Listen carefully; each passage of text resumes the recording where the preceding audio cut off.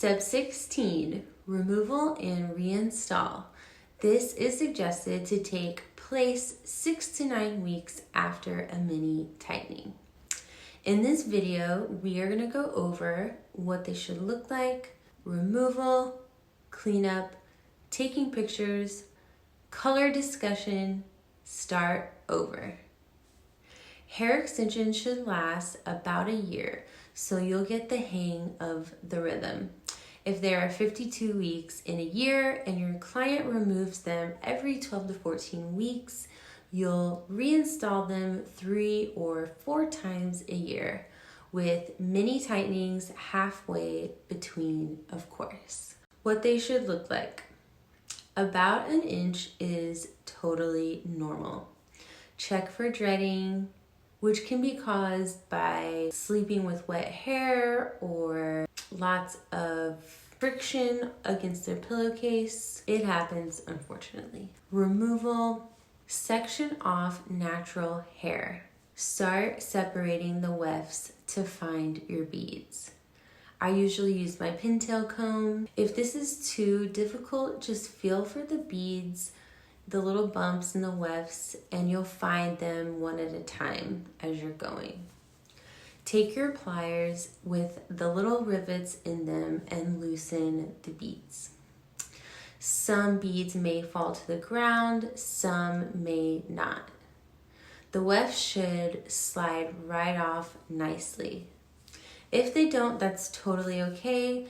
I just use my wet brush and brush the ends, and usually they slide right out. Cleaning up. Show your client how well they did.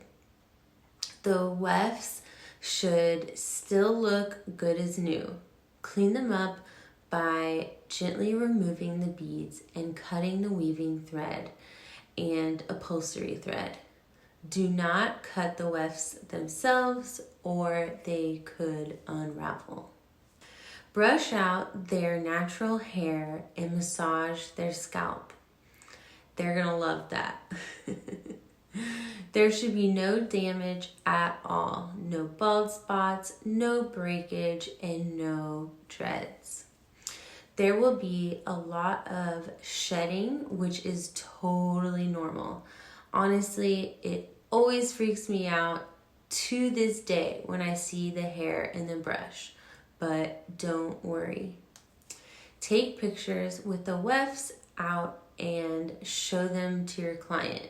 Remember the shared album you started with them in the beginning? Well, add these new pics to the mix. Put the old and new ones side by side each time to reassure your client that all is good.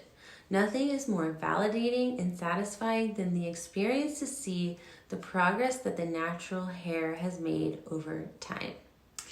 If for some reason the natural hair doesn't look great, it could be for a couple of reasons. The hair needs a trim.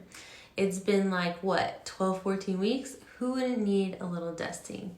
I always compare it to nails. You gotta file or clip them every once in a while to keep them healthy and strong. You can't just straight up neglect them or you'll get a hangnail. 2, the hair could look 10 times better and fuller when it's shampooed and blown out. Color. If your client receives color services, then this is a good time to do it. Like we discussed in the mini tightenings video, ask your client what they prefer. Do they like appointments that are about the same time every time, or do they like one little and one big? For example, some clients like to do minimal color services on the days they are getting maximum extension services. Some like to get max color services on the same day they get max extension services, and so on.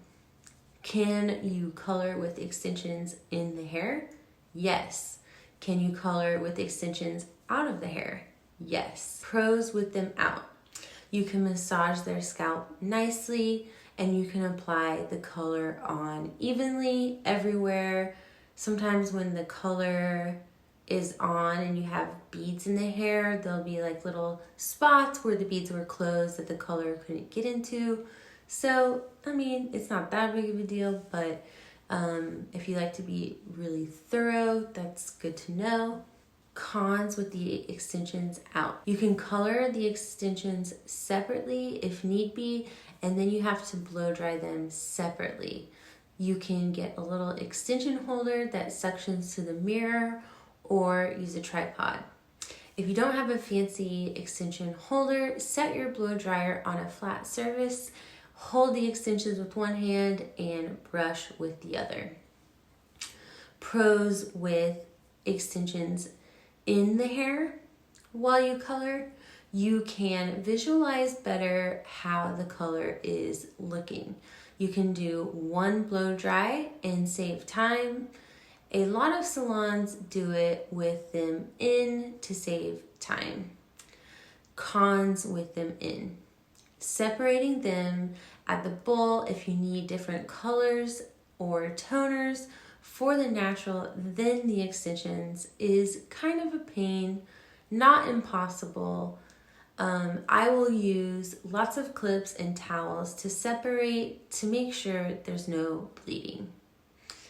Sometimes if I use a super ashy toner on the natural hair, I don't want it to touch the extension hair because the extension hair is more porous. It grabs on ashy colors too much. Hair extension color fades just like natural hair does. You will probably need to darken the roots, low light them every once in a while to blend with the natural hair or tone them. They are a little more forgiving the older they get because they are less porous. But definitely always be careful and use neutrals or golds. Use your Sharpie again if you need to on those pesky little strings, and start back at step 1 of this course. My work is done, then I start back at 1. Next, one more thing. Always try and reinstall the extensions a little higher or a little lower than they were. Try not to reuse the same natural hair every single time. And it's kind of fun to experiment and see if your client has a preference of higher placement or lower placement. Next video, we'll talk about frequently asked questions, aftercare, contracts, and extension storage. Then graduation. Fuck yeah.